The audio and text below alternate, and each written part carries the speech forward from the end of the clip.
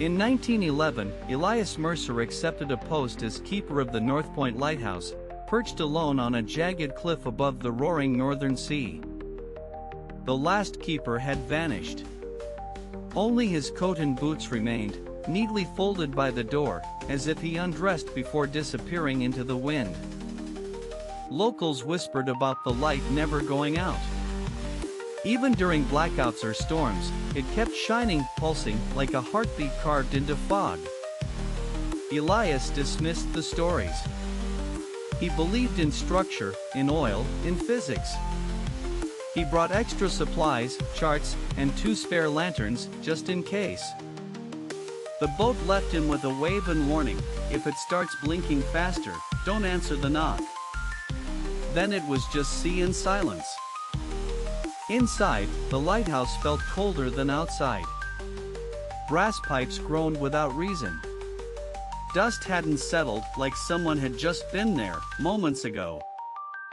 The logbook lay open on the desk. The final entry read, "It looked like me." But it wasn't. And it climbed the stairs. Elias chuckled. Superstition. He began his duties, checking the lens, inspecting the generator, and timing the rotation of the ever-turning, ever-watching beam. At night, the sea groaned louder than before. The wind carried voices. Faint, pleading, almost childlike. "Let us in," they whispered. "Let us see." He ignored them. Locked every door. But the next morning, there were wet footprints on the wooden stairs, leading up, not down. He assumed it was rain until he saw the salt crust.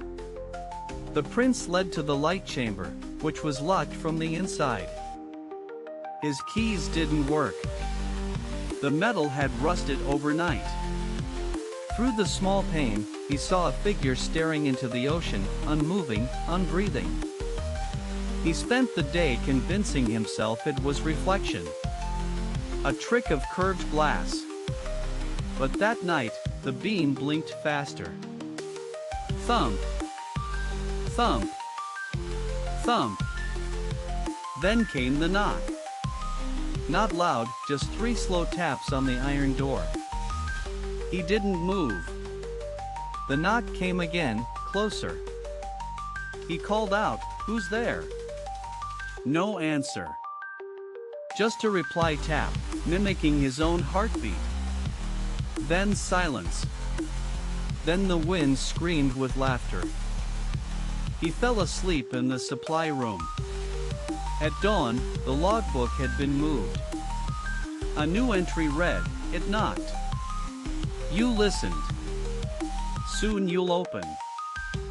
He decided to leave. But the dock path had vanished. The cliff now stretched into fog forever. The boat never returned that week. In the mirror, his eyes were wrong, grayer, distant. Sometimes, his reflection smiled before he did.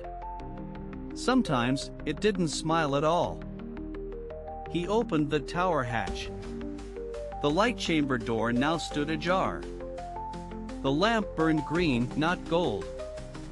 And the air smelled like brine. He stepped inside. The figure was gone. But his coat, wet and covered in barnacles, hung on the chair. It was his. Under it lay another logbook, older, decayed. Pages were soaked but readable. They wait beneath. They mimic. They ascend during moonless tides. From then on, he kept the light burning manually. He didn't trust the auto gear.